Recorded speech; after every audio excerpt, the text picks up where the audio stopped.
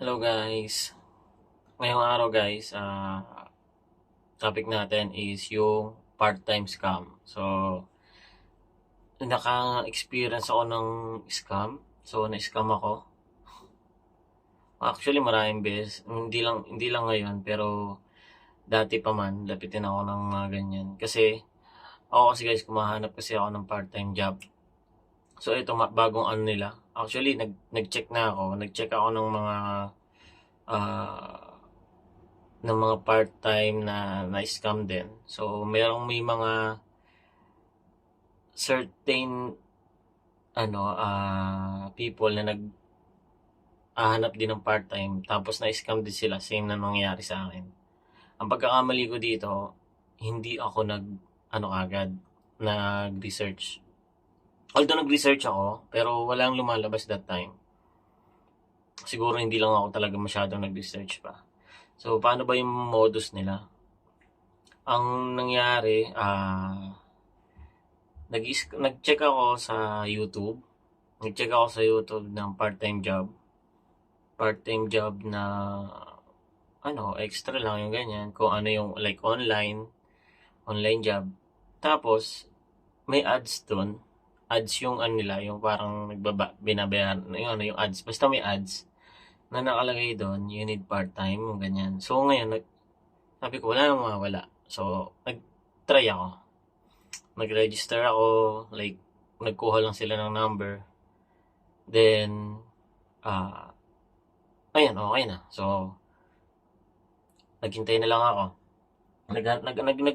Nag-research pa ako ulit. Then, after that, may nag-message sa akin, siguro mga ilang oras lang yung nakalipas. May nag-message sa akin. So, ang message nila sa akin, sa WhatsApp, may nag-WhatsApp sa akin, ang sabi, kailangan ko daw ba? Ibang lahi. Siguro mga itim. Ang itim. Ang start ng number nila is +44. So, sabi nila, kailangan ko daw ba ng job? So, sabi ko, yes. Sabi ko, nireplyan ko na lang din kasi kailangan ko talaga ng extra. After noon, sabi niya, okay, sige, forward namin sa, po-forward ko sa, basta sa HR yata nila or whatever. Tapos, after noon, mga ilang oras din, may nag-message sa akin na, yun nga daw, kailangan ko daw ba ng job. So, ibang lahi din siya, same ng number, +44. Tapos, sabi ko, okay, o ka ako kasi kailangan ko ng part-time job. Ngayon, pinag-register niya ako dun sa website. After ko mag-register sa website, may task. Task yun, kumbaga, ang sabi niya sa akin, kailangan mo lang, para siyang para siyang magre-rate ka, bibigyan mo ng review yung mga website. So, binabayaran ka ng company para sa mga review. Para bibigyan mo sila ng good review like 5 stars. May mga option doon kung may nakalagay na I receive my product. Like, the product is very good. Yung mga ganon. So, I will recommend it to my friend. Like that. So, ngayon, madali lang naman. So, natapos ko, meron siyang 38 tasks dun sa account niya. Tapos, hindi pa natatapos yung 38 task. Biglang nag-insufficient balance. Although, kanya pa naman yun. Kanya naman yung account na yun. So, sabi niya sa akin, didepositohan daw niya. Magde-deposit daw siya doon kasi basta nag-negative siya yung balance. Tapos, didepositan daw niya. Tapos, sabi niya, nag-deposit siya like around 500 yata yun. Tapos, sabi niya sa akin, okay, continue mo na. So, natapos ko yung 38 tasks ng malinis na, okay na. Tapos ngayon, sabi niya sa akin, okay, pumunta na ako sa account ko. para tapusin naman yung 38 tasks na inaan niya sa akin na kumbaga doon sa account ko. Kumbaga task ko yung parang kita ko. Pero may commission na ako doon sa ginawa kong account niya. Parang ang nangyari kasi, naka-referral ako doon sa account niya. Parang ganun. Parang may base commission yata. Then after that, sabi niya sa akin, ayun nga daw, tapusin ko yung 38 na task. Tapos, tinapos ko. Natapos ko naman siya. Kaya lang, yung balance ko is hindi umabot ng 1,000, ay di, 100 dollars. So, ang required withdrawal nila is 100. Pero, hindi niya sa akin sinabi nung una. So, ngayon, sabi niya sa akin, try ko daw mag-withdraw. Kumbaga, parang pinapaikot ka nila like that. Tapos, sabi ko, sige ka ako, tinuruan niya ako mag-withdraw. Nag-download ako nung parang Bitcoin app, ganyan. Tapos, pinag-register na ako doon para doon ako magpapadala ng pera, yung ganyan. Ngayon, ay doon ko pala i-withdraw. Doon dadaan yung pera ng withdraw at deposit. So, sabi ko, okay, sige. Tapos, namang ipaprocess na may withdrawal, dahil hindi pa nga $100 yung yung balance ko, hindi ko muna siya na-withdraw. Hindi ko siya na-withdraw, tapos ang ginawa niya, sabi niya sa akin, yun nga, may minimum na 100. So, sabi niya, bukas na lang, kasi may trabaho nga bukas. So, sabi ko, okay, sige, bukas na lang sa susunod na task. Kumbaga. So, the day after that, kinabukasan, like, nasa work ako that time, sabi niya, may oras daw ba ako? Sabi ko, wala. Sabi ko, nasa trabaho ako. Pwede ba ako kung magtrabaho at the same time na like kagabi, yung ganun. Kasi after ng trabaho ko, kasi part-time ko nga siya. Sabi niya, pwede mo ayusin yung oras mo, schedule mo, yung ganyan. Then, nag-message ulit siya ng mga bandang hapon. So, sabi ko, although hindi naman ako busy, sabi ko, okay. Inagrehan ko, sige, gawin ko yung task. Ginawa ko na yung task na inaano niya, yung sa kanya, same yung 38, tapos nagkaroon ng cut ulit, nagkaroon ulit ng parang nag-insufficient yung balance niya. Tapos nag-deposit ulit siya. Sabi niya, deposit ulit ako sa account ko, yung ganyan.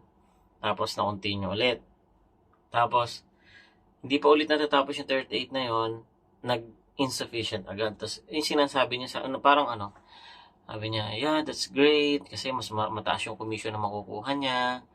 Ganyan, mas mataas yung bayad ng, kasi based on commission yung commission na makukuha dun sa ginawa kong task, kasi nag-short yung balance niya, yung ganyan. Basta, pinapaikot ka niya. Tapos, after that, tapos ko 38, balik na ako sa account ko. Kasi mag-withdraw, bala ko nang mag-withdraw Gusto ko makapag-try mag-withdraw.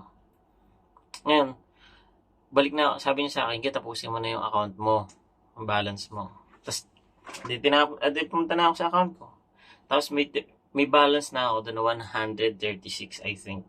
Yung 30. So, pwede ko na siya, i-withdraw ko na sana. Ang problema, kailangan kong tapusin yung another pending na 38 task.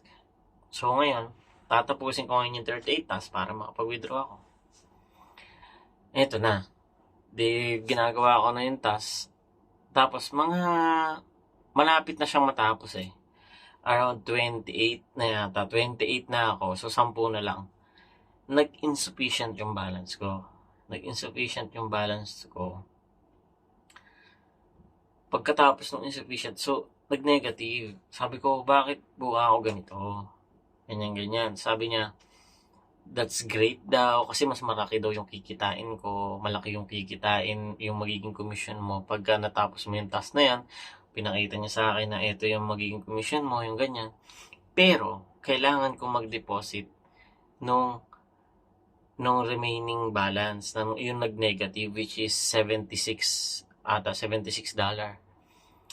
para mag-continue ko yung task. Ngayon, nagpapaisip na ako kasi ba't kailangan ko mag-deposit? Yung ganyan. So, which is 38, ano lang, mabilis naman na yung magiging, kasi ano lang less than 10 na lang yung task. Though, diniretso ko. Ang kinausap ko yung partner ko, syempre, magdi-deposit ka ako, medyo risk ka ako yun talaga. Yung ganyan, para ka ako doon. So, yung partner ko, medyo nag-aan na siya kasi ba't magpapasok ako ng pera, which is part-time naman. So, sabi ko, try natin. Try ko. So, nag-deposit ako ng around, yun na nga, 78. Kasi 76 or 77 siya kasi may mga charge pa. So, nag-deposit ako doon sa application na sinasabi niya. Nag-deposit ako ng $78. So, nasa 4,555 yata yan. So, sabi ko, kinabukasan na yon ulit ko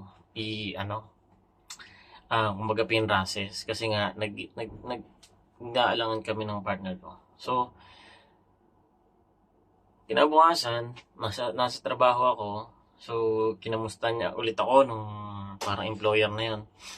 Sabi ko, sige ka ako, yes ka ako, meron na ako ang fund. May fund na ako para doon na i-deposit para matapos ko yung task ko. Tapos makapag-withdraw ako kasi sabi niya, tutulungan daw niya ako, yung ganyan, tutulungan niya ako makapag-withdraw. Eto na. Nakapag-deposit na ako. Tapos, tatapusin ko na yung 10 natitira, yung remaining or less than 10 na remaining task yun. Sabi ko, excited na ako, tinatapos ko na siya. Tapos, mga around 36 na ako. So, dalawang task na lang. Nag-negative ulit siya. Nag-insufficient fund.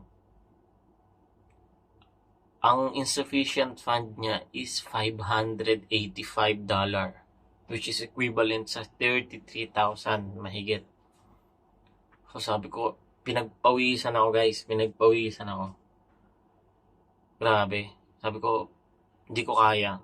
Hindi ko kaya yung ganun ka laki. Sabi niya, that's great. Yung ganyan, maganda yung pasok ng magiging pera mo. Kasi, malaki yung commission, malaki yung magiging commission mo.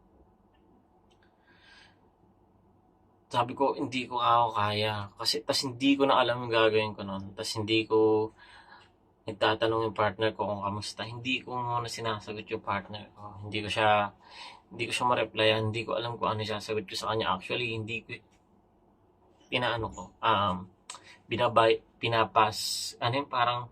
pinabaliwala ko yung tanong niya para pag uwi na lang tsaka ako sa kanya ikukwento that time yung risk na pinasok ko.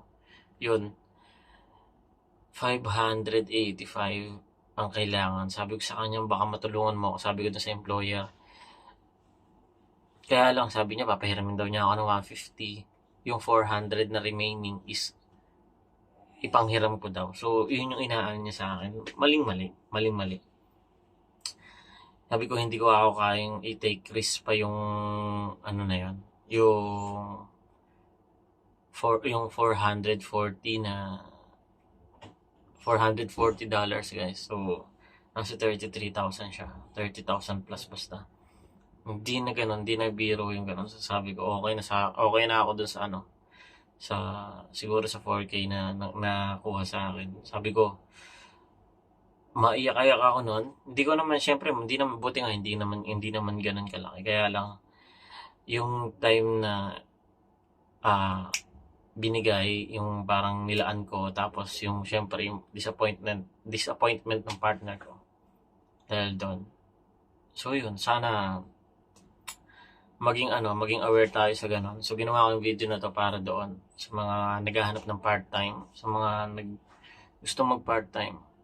So hindi biro guys, wag kayo maniniwala sa mga ads. Yun, like, kikita kayo, may mga nakikita pa akong ads na with, kikita kayo ng 1,000 to 3,000 in just one day. Wag muna kayo para sa akin, wag kayong wag kayong maniwala agad.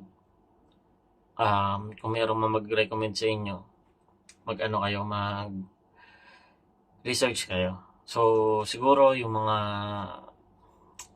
pumasok na lang kayo. Yung iba talaga na kailangan yung talent, like, Fiverr siguro, yung mga Fiverr, ganyan. Pero yung mga mag-aalok mismo, yung magme-message sa inyo para sa trabaho, maging maingat tayo, guys. So, sana naging lesson to learn sa akin, tsaka sa inyo. Ito kaya ginawa ko yung video na to para din sa atin lahat. So, sana makatulong ako sa mga naghahanap ng part-time job. Yan. Sana susunod, maging aware na tayo. So, guys, kung hindi pa kayo nakapollow sa YouTube channel ko, sana supportahan nyo ako. Ayun, para kung sakali maka-encounter tayo ng mga ganito, mabigyan ko kayong update. Kung mayroon makabalita. Yun lang, guys. See you. Maging lesson sana sa atin, guys. Peace.